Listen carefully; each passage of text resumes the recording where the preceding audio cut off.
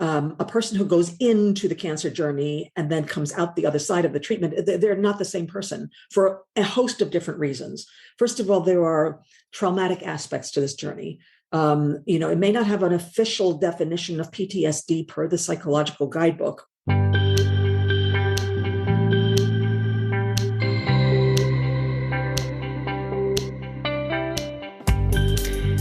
Hello, and welcome to In the Rising podcast. My name is Bettina Brown, and this is the platform I've chosen to talk about living a life that's in alignment with your hopes, your dreams, and your goals.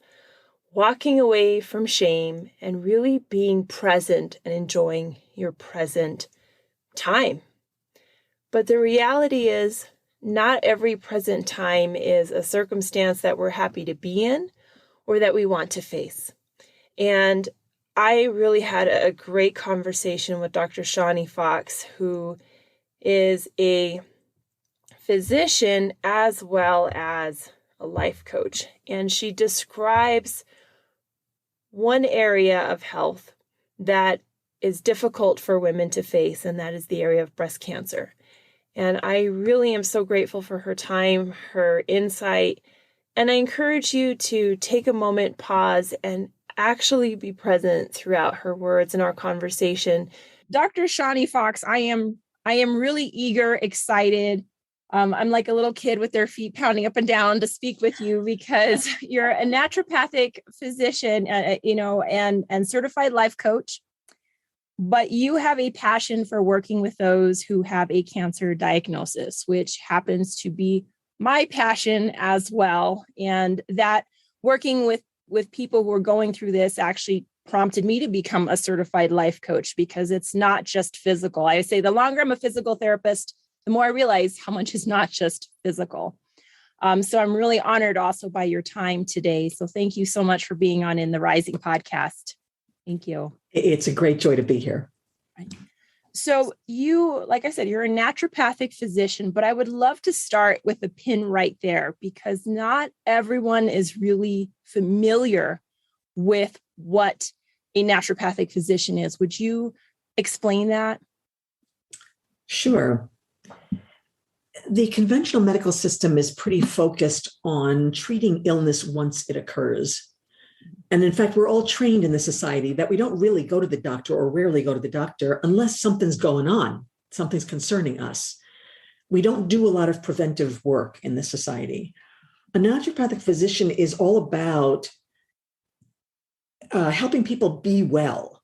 Now, certainly we also treat people if they are having symptoms and if they're ill, but it's also, there's a huge dimension of it, which is about prevention, which involves educating people and helping them understand how the way they live affects their health, and dealing with, the major categories of nutrition and sleep and movement and all those sorts of things. How does all this contribute to health, so that we, whenever possible, prevent disease and live healthily and only treat it when it's necessary? Yeah. And I think in that wonderful description, it's to just live long and healthy, but not that you're in a disease state for like 20, 30 years where you're just constantly having one thing at another, trying to be as well as possible, as long as possible. Yeah, that's a fair summary. And we can see in this country that, unfortunately, on the medical system, which does an enormous number of things beautifully, but they don't do this very well, because we have these epidemics of diabetes, for example, or high blood pressure, chronic conditions that, if there are lots of things we can do to prevent these and not have people live with these conditions and their ramifications of ill health for decades, even sometimes. So yeah, this is a complement to what's being done by the conventional medical system. Yeah. And what prompted you to pursue this sort of healthcare? What versus traditional, quote unquote, medicine, Western medicine? Well, there's a bit of a story as to how I came to medicine in the first place, because it was a late in life choice. I became a doctor in my 40s. But the choice at that point was, by that time I'd raised children. And so I had discovered that I was a person who, for example, didn't go running to take down every fever that they got. Obviously there was a limit. If it got very high, that was one thing. But the average fever just a small amount of fever, this is the body doing exactly what it's supposed to be doing to fight, let's say, a bacterial infection or whatever else is going on. So I recognized that, and I wasn't medicating my children when I noticed that their bodies were, in fact, performing exactly the way we want them to perform. And in fact, they used to get well very quickly. They all went to school, of course, so they got things, but they also got better very quickly and remained healthy. So I had just learned, I think, through experience and by my own preferences with regard to my own health, that I really believed in the body's capability to keep itself well if it's properly supported. Mm-hmm. Yeah. And I think properly supported is what we can all learn. And it doesn't matter who we are, we can always learn, because the support you need in your 20s may be different in the 30s, 40s, and 50s. As I myself am learning as I'm going through this, how come it's not acting the same as it did? When you also are now working, because you are a certified life coach, which one came first for you? I was a physician first before I was a life coach. Okay. My story to becoming a life coach follows, I think, a similar theme as yours, that I was already a physician. The universe kind of brought me cancer patients and survivors. And I noticed all kinds of great things that natural medicine could do for their bodies, which was wonderful, especially in recovery from treatment, because that's really not at all addressed by the medical system. They're focused on treatment itself, extremely important, but the recovery is it's not even recognized. When people come out of treatment, they're often fatigued. They have symptoms. People don't feel well after cancer treatment. It's very, very hard on them. So there's a process of months to occasionally years of actual physical recovery. And at the very same time, there's this other dimension, this huge emotional and spiritual dimension. And I say that in a non-sectarian way, but just the spirit gets involved in this journey that is barely addressed also. So it was because I became fascinated with all of that I realized, okay, I have some great skills as a natural physician, but I don't have the skills to handle the emotional and spirit end of this. And when I went looking for resources to help people with this or to refer them or whatever, I really didn't find them. At that time, there was absolutely nothing in the survivor space to help people who've been through this journey. So, but I was committed because I'm a mind-body person, that the body affects the mind and vice versa. I was committed to helping people in this regard. And so I began to develop my own methods and tools. Yes, yes. And you're right. It does resonate, because I could tell I was just so close and there was still this gap. Yes. And even when I speak to people who've gone through cancer on this podcast, they will say, I was done and things were not just poof better, that no one gave me a heads up about the emotional toll, that my family's like, well, you've recovered. Why are you still depressed? You're in remission. That you're not just psychologically better. And I love how you also point out, Dr. Fox, the spiritual component, because first, that's the feedback, whether they were Christian or Hindu or, I'm just spiritual.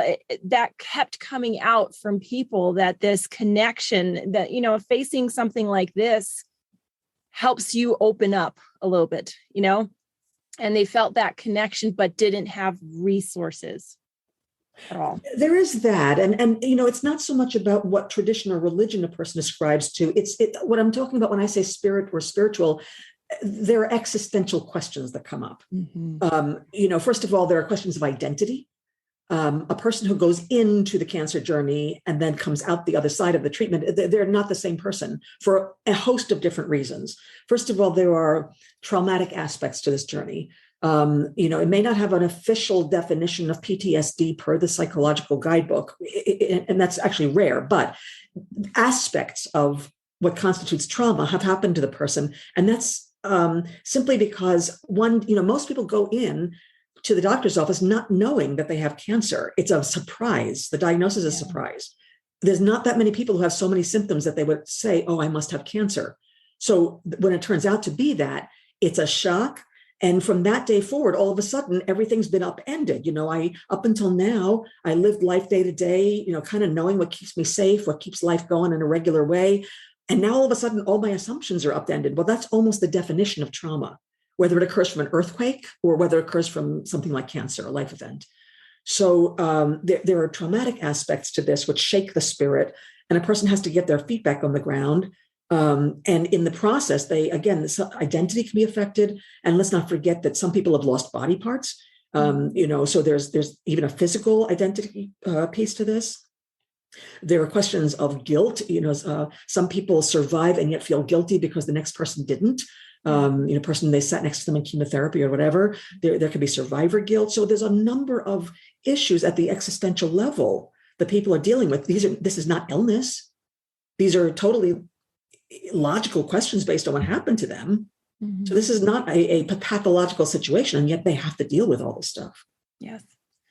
Say you're meeting with someone. I've been to your website. You have a kind of a grouping for those that are currently going through treatment and mm-hmm. those who have gone through the treatment, mm-hmm. because those are two different aspects. Even though we're all individual, those are two main components. When someone is in the middle of cancer treatment, how do you approach them? Like, what kind of questions are you asking at that time?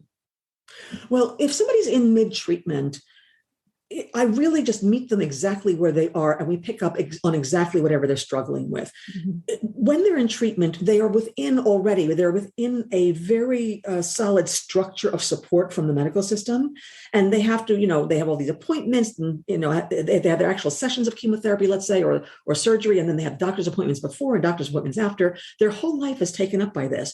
So if they need somebody for emotional support, it's just got to be exactly what they need. Sometimes it's like, how do I talk to my doctor? I'm kind of afraid to talk to my doctor about such and such. How do I do that so I can facilitate that communication? Sometimes I help them know what questions to ask that will be valuable to them. So it really is just a very tailored, acute situation if they're in treatment when they come to me. Yeah. Very different afterwards, if they finish treatment and beyond, whether or not they are still living with cancer. With any luck, people get out of treatment and they are cancer-free. That's, of course, the best situation. Nevertheless, we have these issues that we've been talking about here. And then there's the situation where treatment is done, but the cancer is not fully in remission. They're living with cancer. And that's got some of the same issues and some beyond that. Yes, yes. And I'm glad that you mentioned those things because from my experience, when I'm speaking with someone, I've never gone through this experience myself. I've had 2 scares, and that was enough to feel like, okay, this is how I felt lost in our system, how I felt. It's one thing to know it from one angle. It's another to live it, very much so. And even as I was sharing with someone, I have a biochem degree. I understand genetics, and to even see that I carry a gene made me feel different in my emotions and my heart, even though I knew the lot. You know what I mean? It's different when it's you, when you're not the patient. And so with that, you're now working with the clients when they are going through your as a naturopathic physician. Do you immediately offer or discuss the life coach as well, the emotional, psychological components? Well, these days I do that exclusively. Okay. I actually, I was an office physician, kind of typical for a number of years, but then this aspect, the emotional and spirit side of it, became more and more fascinating to me. I was getting better and better at it and more successful at it. And the need was there. The need was simply there. So I actually, for some time now, have focused only in the emotional spiritual realm. Do you feel that in general, this is not a finger pointing question, but just in general, from your experience, that physicians are helping their clients in their cancer treatment to acknowledge that? Or is it just like body pieces only, and now you're done?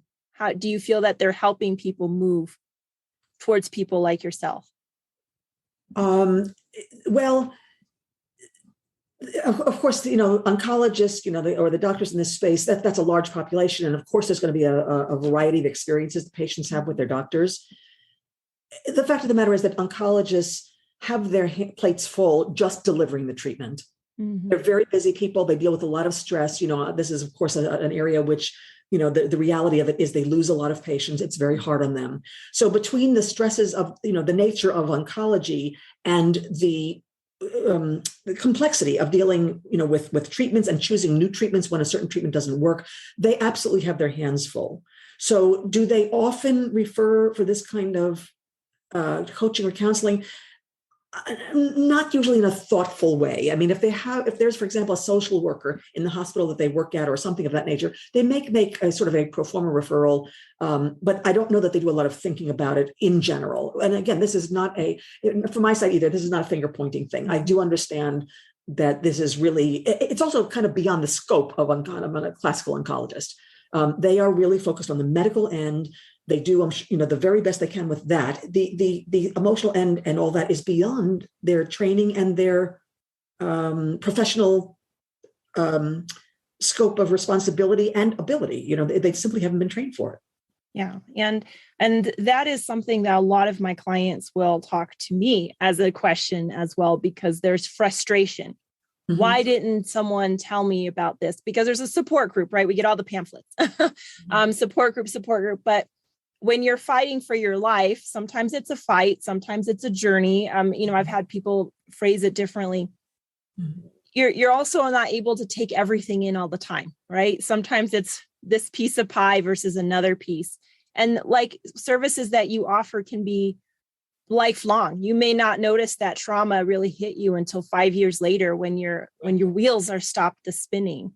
Do you notice that at all, that it takes people some time from that cancer diagnosis, treatment, recovery? It can, yes. And by the way, that's typical of any trauma like incident. Some people are having are feeling the effects right away. And some people are kind of in survival mode at the time. So the deeper levels of effect only happen later. So yes, absolutely. There can be a great variety in when it comes to the surface for people. Yeah. You had something written on your website where you're helping people create more compassionate lives, one that is more compassionate and creative than the fear factor. Do you feel that people are still very fearful when you get to meet them? Oh, I know they are. and by the way, that's backed up by research. There was a meta-analysis, research on research articles, pulling them all together, that actually demonstrated that 70% of survivors struggle with fear of recurrence on a scale. Sometimes it's intermittent and sometimes it's chronic, but persistently in some way. So 70%, that makes it actually the most common side effect of cancer. Mm-hmm. Fear. Yeah. That's often why people find me. I haven't even thought of putting it in that phrase, the most common side effect, because we think physical fear, the fatigue, but you're right. The fear is great yes, as well. And documented, yes. So say someone's working with you, how do you kind of approach that discovery call, that discovery session? How do you, someone's like, I think Dr. Fox is someone that I am looking for, some, pathways. How do you go about just meeting someone? What are things that you're looking for to help your client and you figure out if you're a good fit for one another? Well, at my website, there is a sort of a little quiz, a little questionnaire, let's say, that people can take so that they themselves can help start to locate which aspects of this experience are they most struggling with still. Mm-hmm. So sometimes, I put that tool out there completely free, of course, because that way people can start to get a handle themselves on what specifically do I need help with. So sometimes I'll go into my first call with somebody with that information in hand. And they also, then we'll start at the places where there's clearly the most distress. Although we'll look for others, we want to get a fair picture up front as to, what the scope is of what we'll be working with here at this time anyway. And then some people just hear me on a podcast or other, hear me out in the field. I've spoken in conferences, for example, and they something draws them in which case I don't necessarily have that to go on, but I can take a similar approach. I almost always ask in my first conversation, tell me, and this is whether or not I have the questionnaire in hand, just tell me in your own words, what's aching the most? What are you struggling with the most? Yeah. And, you have yourself, when you're working with a lot of people who are having pain and trauma and all of that. There's obviously something that puts you as a calling, right? This is a service aspect. What do you feel is something that you really value that has prompted you to not only become, a physician, also mother, raise your kids and then do that, and also become a life coach in an area that there can be a lot of pain involved, especially with this particular group? What do you feel is a big value for you? For myself in this profession, or the Yes. value that I offer to my clients? No, for you, for yourself in this profession, what you're doing. It goes back to the reason I went into this niche in the first place. Mm-hmm. About halfway through medical school, I was at a grand rounds presentation, which was a doctor and a panel of, 3 or 4 cancer patients, active cancer patients, just talking about their experience. And I was very, very moved by that presentation, to tears, really. And that certainly didn't happen every day in medical school, but it really got to my heart. And I remember very distinctly not going to my next class after that. I kind of just went to a stairwell and sat and said, what's going on? What has hit me about this so deeply? And I realized that what I was seeing was people in such a vulnerable position. Just, cancer treatment, both physically and emotionally, can take us to such a low point emotionally. And here they were fighting for their well-being on every level. Mm-hmm. And when a person is in that position, that vulnerability will often prompt them to ask questions like, okay, what do I need to do, going forward in my life that I wasn't doing up until now? What changes do I need to make? How could I turn this around? I certainly don't want this to happen again. So how can I improve? What can I do to feel better, to be more well, and also to enjoy my life more? Because you get a sense, going through this or similar experiences, you get a sense of, life's pretty precious. Mm-hmm. And so I don't want to just go on autopilot from now on. Yeah. And so I recognized that in these patients that I saw that day, that I listened to that day. And there, for me, there's no better place to work with somebody mm-hmm. when they really are motivated like that, to do something differently, to do something better, to really take a stand for themselves and for their lives. What could be more beautiful than to work with a person in a place like that? So that's how it motivated certain changes in the rest of my medical school career, and then my medical career, and then eventually to become a life coach, because that added certain skills which are very helpful in working with this set of issues. People, wow. And you've done phenomenal things. You're doing wonderful things. You're putting resources out there. What is still on the rise for you, Dr. Fox? What is interesting to you to move up to next? Okay. Great question. People, up until now, I've worked primarily with the patient or survivor themselves. Mm-hmm. And I get asked a lot, do you also work with the families mm-hmm. of these people, or the friends, people around the person in the chair? And I am doing more of that these days, because the fact of the matter is we're going through an experience like this. We are dependent upon support in order to do our best and get through it in the most beneficial way. And yet our society teaches us so little about what to say to a person in this position, how to act around them, how to help, how to be with them when they're making their choices without interfering mm-hmm. or imposing our viewpoints. When they are in grief or depression or some of the other dark emotional states that go with us sometimes, how to deal with that. It is not okay to say snap out of it. It is not okay to say, oh, you must be done now, like you mentioned before. Your treatment ended, last week. You must be done, right? Snap out of it now. It doesn't work like that. It does not work like that. Mm-hmm. So we don't know, as a supporting network for somebody in this position, we know very little about how to handle that. And so being very intimately familiar with the needs of the person themselves, I have a lot to help bridge that gap so that the people around the patient or survivor are helpful, and not just meaning to be helpful, but actually helpful, constructively helpful in helping them along. And I think what you have to say is actually very, very important to know. I've spoken with some people and like, I can only handle so many casseroles every night and pre-cooked dinners. And they're so grateful. The gratitude is there, but what we really want to is still connection to someone, and that is what helps us cope with the next phases. And so it's really wonderful to hear. Yes, it is, it's one person going through it, but they come with their family, their spouse, their children. Everyone has expectations, and this cancer diagnosis and recovery changes everyone's expectations. And then everyone is on clear footing. Is there anything that you would like to leave as information? It's going to be on the show notes, but how people can contact you and learn more about life coaching and you?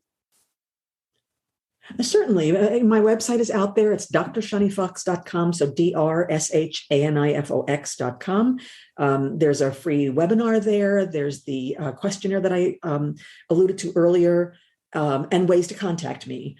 I also have a Facebook presence. I'm Cancer Survivor Doc on Facebook. And I also have a private Facebook group for women who are beyond their cancer treatment and in these phases of recovery and thrivership, as they like to say sometimes. So yes, there's a number of ways for people to contact me, and I answer all inquiries personally. Wonderful. Well, again, this has been, I have really thoroughly enjoyed our conversation, and I just want to thank you personally for putting this out there to the world, because yes, there is such a need. And I really just want to praise you as a physical therapist in this space, as another person, another woman, to be out there. Thank you for the work that you're doing. So my time with Dr. Shawni Fox was insightful, and it was really nice for a physical therapist, which is me, to hear another healthcare practitioner begin to notice things that we may not talk about. I really like how Dr. Fox talked about that there's trauma with breast cancer treatment, and that you walk in the office with an idea and you can walk out of the office with a whole life change. And I never thought of it that way, but it can be. And so I really feel that her insight is eye-opening. It was eye-opening for me, and I'm a person that has worked with women going through breast cancer and a few men. But I really encourage you to share this podcast with someone that you think may benefit from it. Putting it in the hands and ears of someone whose life may change, or who has the ability to put it into someone else's hands that can help them seek out help, and also know that this time that they're in, that it's okay and it's all right to be feeling the way they're feeling. And I love the idea of a warrior, but even a warrior has to rest and have support, and know that it cannot be wartime all the time. So I'm very grateful for your time, because you know what? We don't get any more of that. And if you feel you would share some of your time to leave a true, honest, heartfelt review of this podcast on whatever podcast station, Apple Podcasts, Spotify, anything that you're listening to, it would do so much for this podcast and really push the word of really influential and inspiring people like Dr. Fox out there. And until next time, let's keep building one another up.